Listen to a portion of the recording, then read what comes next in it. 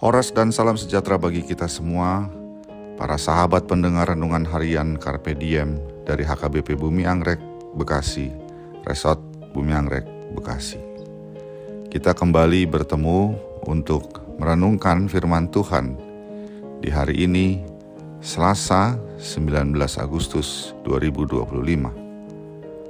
Kiranya di hari ini damai sejahtera Allah yang melampaui segala akal memelihara hati dan pikiranmu di dalam Kristus Tuhan kita.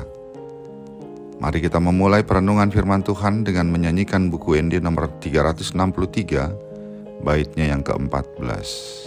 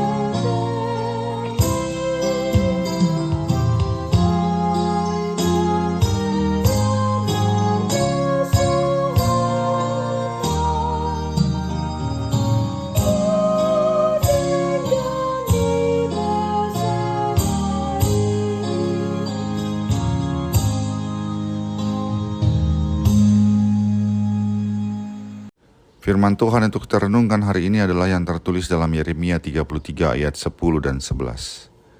Beginilah firman Tuhan, di tempat ini yang kamu katakan telah menjadi reruntuhan tanpa manusia dan tanpa hewan, di kota-kota Yehuda dan di jalan-jalan Yerusalem yang sunyi sepi itu, tanpa manusia, tanpa penduduk, dan tanpa hewan, akan terdengar lagi suara kegirangan dan suara sukacita, suara pengantin laki-laki dan suara pengantin perempuan, suara orang-orang yang mengatakan bersyukurlah kepada Tuhan semesta alam, sebab Tuhan itu baik, bahwasanya untuk selama-lamanya kasih setianya, sambil mempersembahkan korban syukur di rumah Tuhan, sebab aku akan memulihkan keadaan negeri ini seperti dahulu, firman Tuhan.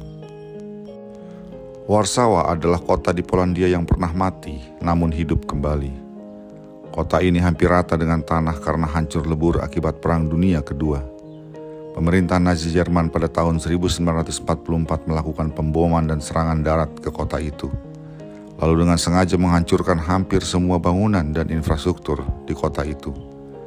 Pemboman dan penghancuran yang disengaja itu membuat kota Warsawa hancur total dan menjadi seperti gurun dan dari puing-puing yang sepi. Kondisi kota tersebut hampir sama dengan kota Yerusalem dan kota-kota lainnya di Yehuda pada masa pelayanan Nabi Yeremia. Yerusalem benar-benar dengan sengaja dihancurkan oleh tentara Persia. Hampir semua bangunan menjadi rata dengan tanah, termasuk bangunan yang menjadi salah satu identitas umat Israel, yaitu Bait Allah. Penduduknya pun dibuang ke kota Babel, yang ditinggalkan hanya orang-orang yang sudah tua, cacat maupun berpenyakitan. Kemudian kota ini menjadi sepi, menjadi kota mati, seperti yang digambarkan dalam ayat bacaan renungan kita hari ini di ayat 10. Yang engkau katakan telah menjadi reruntuhan tanpa manusia dan tanpa hewan, di kota-kota Yehuda dan di jalan-jalan Yerusalem yang sunyi sepi itu, tanpa manusia, tanpa penduduk, dan tanpa hewan. Dalam kondisi seperti itulah firman Tuhan datang kepada mereka.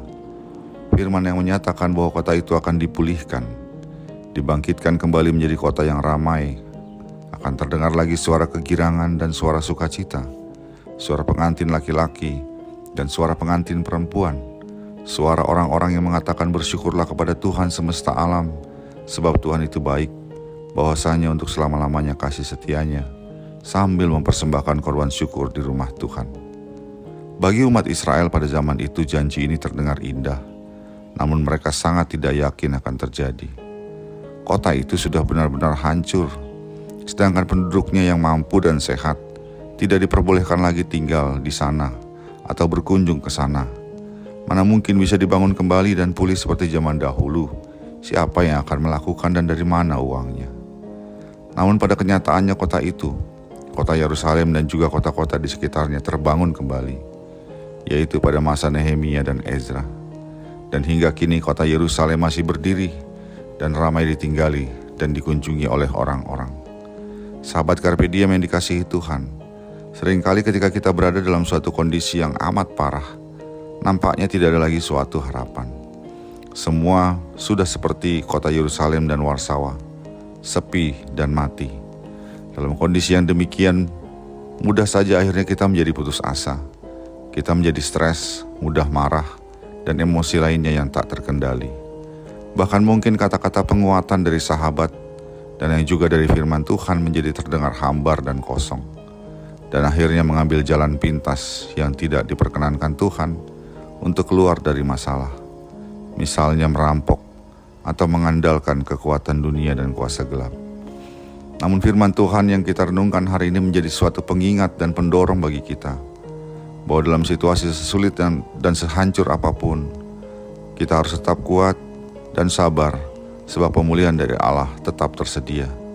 Semua kesulitan dan kehancuran itu akan digantikan dengan kebahagiaan dan sukacita.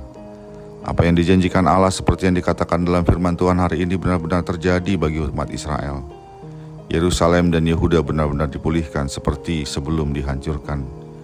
Demikian juga janji-janji Allah kepada setiap kita umatnya. Ia tidak pernah memberikan janji kosong. Ia adalah Allah yang setia dan kasih-Nya tak pernah berkesudahan. Apapun dan bagaimanapun kondisi kita, Ia tidak pernah membiarkan kita sendiri dan atau tidak mengacuhkan kita. Seperti yang dijanjikannya kepada Israel umatnya, Ia juga menjanjikan penyertaan dan pemulihan bagi setiap kita dan dalam kondisi kita apapun. Kita hanya perlu menantikan waktu Tuhan untuk mewujudkannya. Karena itu kuatkan dan teguhkanlah hatimu. Ia yang setia dan penuh kasih, sesungguhnya sedang bekerja memulihkan kondisi kita. Amin. Marilah kita berdoa. Bapa kami di surga, berikanlah kami kuasa Roh Kudus untuk dapat bertahan dalam segala kondisi yang sesulit apapun. Sebab kami percaya bahwa Engkau adalah Allah yang setia, yang juga sedang bekerja menyatakan janji-Mu, pemulihan bagi setiap kami. Dalam Yesus Kristus kami berdoa. Amin. Kasih karunia dari Tuhan kita Yesus Kristus, anugerah dari Allah Bapa kita, dan persekutuan Roh Kudus menyertai engkau sekalian. Amin.